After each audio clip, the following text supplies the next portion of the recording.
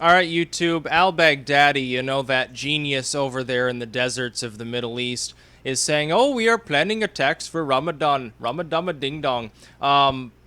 Let's look deeper though at what's actually being said here before we all freak out. Everyone's like totally terrified of terrorism constantly. It's like another 9/11 every fucking day.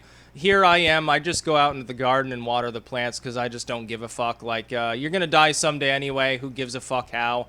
Number one. Number two, if you look at what they're actually saying, what Daesh or ISIL or ISIS or whatever label they choose to give it for the weekend, if you look at what they're actually saying, they're saying we're planning attacks.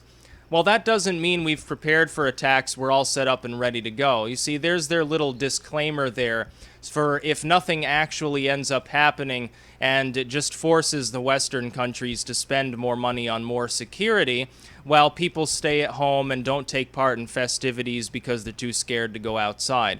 I think it's retarded. I think that we could solve this problem a lot more easily if we just nuked these bastards back to the Stone Age and then wash our hands of the situation. And that's probably what we should do. We don't need to worry about domestic surveillance. We don't need to worry about our internal borders that much, really. We don't need to worry about cracking down at every public event where two or more people are gathered. There will be a line of riot police there. We don't need that sort of bullshit, neither do the Europeans. Why don't we just pit bomb these bastards, destroy ISIS that way, just nuke them off the face of the earth? I've got an idea. Instead of working towards nuclear non-proliferation, by having the nuclear powers spend years and years in negotiations over who's going to destroy which nuclear material, and then at the last minute, usually nothing ends up happening anyway, why don't we just use up those nuclear weapons on groups like this that fully deserve it?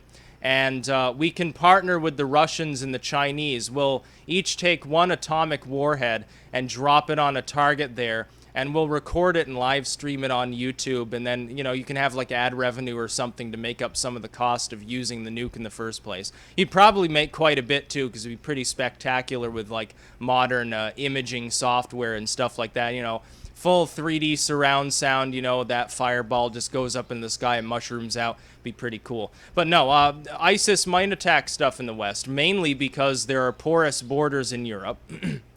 They don't screen the migrants properly. And let's face it, most of these aren't refugees. They're economic migrants. We can stop mincing words, playing the "oh, you're a bigot" bullshit game. That's the truth. If you don't like the truth, then you've got your head stuck in the sand, okay?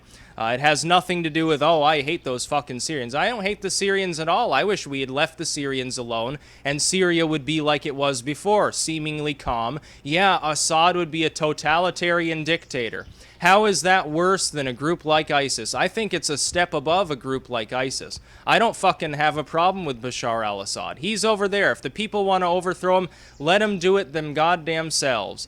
They don't need our funding and our support of a bunch of weak-wristed coward rebels that end up giving up at the first sight of an ISIS truck and hand over all the weapons and money that we just gave them. We just don't need to do that. We need to stop intervening abroad, which helps protect us, because some of these groups, not ISIS, but some groups like the Taliban, they just want to be left alone. Yeah, they're Islamofascists. Yeah, they like to bomb civilians. Largely, they do that when a country's on what they claim is their retarded territory. I don't really care if they rule the steppe of Afghanistan. I honestly just don't give a fuck at this point. We need to look at our own country, secure our own borders, have our own policy, and leave them alone.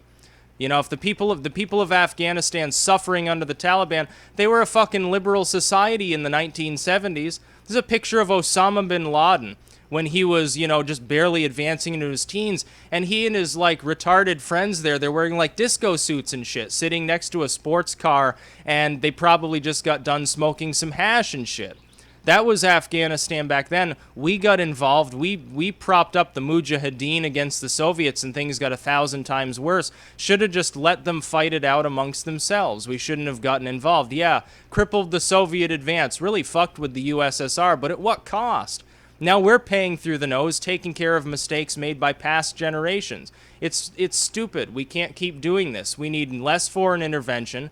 We do need to take care of the problems that are already within our borders, namely lots and lots of economic migrants in Europe. We've got problems with illegal immigration here, but I don't see Mexican people or Guatemalans coming over and firebombing skyscrapers and blowing themselves up in the streets.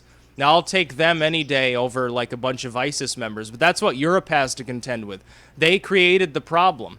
The European states helped to fuck with Assad, the UK especially, and now Obama and Cameron and all of their ilk want to wash their hands of the situation and call you a bigot if you don't want a bunch of migrants they helped create in your state that will flaunt the rules, that will not assimilate, because they don't want to. They want to be back in the desert. They just want to be left alone.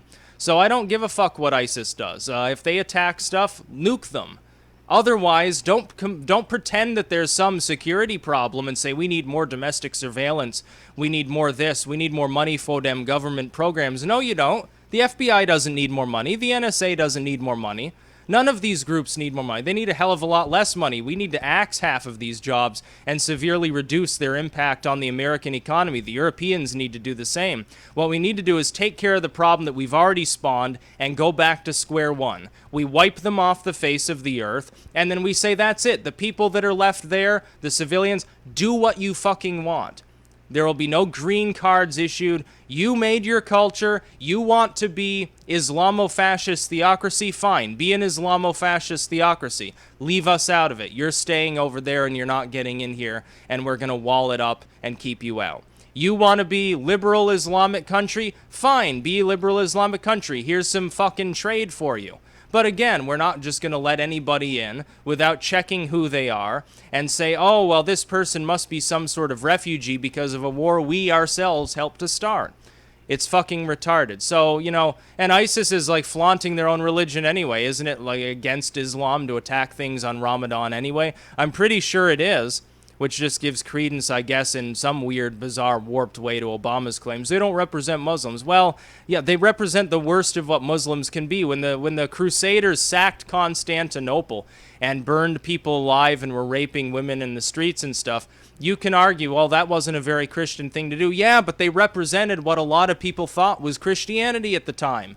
ISIS represents what millions of people think of as Islam at the time. Al-Qaeda does the same. Boko Haram, Al-Nusra, all of these different groups, whether they represent like Sunni Islam, Shia, it doesn't matter. They represent an ideology that is taken as true by at least a subset of self-proclaimed Muslims. Arguing over whether they're real Muslims or not means absolutely nothing. They've still got the bombs, they still consider themselves Muslims, and they're still trying to attack things. One attack, remember the Garland attack in Texas here in the U.S., some fucking mall cop blew the terrorist away before he could enter the venue and do any damage at the Draw Muhammad event. Arguably, public sentiment against Islam would have been 10 times higher if that terrorist had been successful. That's the other warning as far as ISIS and all their bullshit goes. They're almost cutting off their own heads, because if they carry out a successful attack, all you need is one successful attack in the right place at the right time for the entire Western world to congeal into one gigantic anti-Islam bloc, and Muslims pretty soon will be dragged through the streets kicking and screaming and hooked up on pikes. So that's what could happen as the result of a group like ISIS. I mean, they're killing their own people more often than they're killing Westerners anyway. You think Paris is bad? You think Belgium is bad? Yeah, they are. It's absolutely inexcusable that the governments of these countries didn't see these sorts of things coming. The Hollande is an idiot. The Belgian government is run by chocolate-stained idiots. And yet at the same time, a group like ISIS, ultimately, it's killed tens of thousands of people already in Iraq and Syria compared with, a few thousand in the Western world. So those are my thoughts on their idea for Ramadan attacks. It's retarded. And everything's retarded. The whole world at this point is one giant ball of retardation. It's difficult for me to take anything seriously anymore. That's about all. Peace out.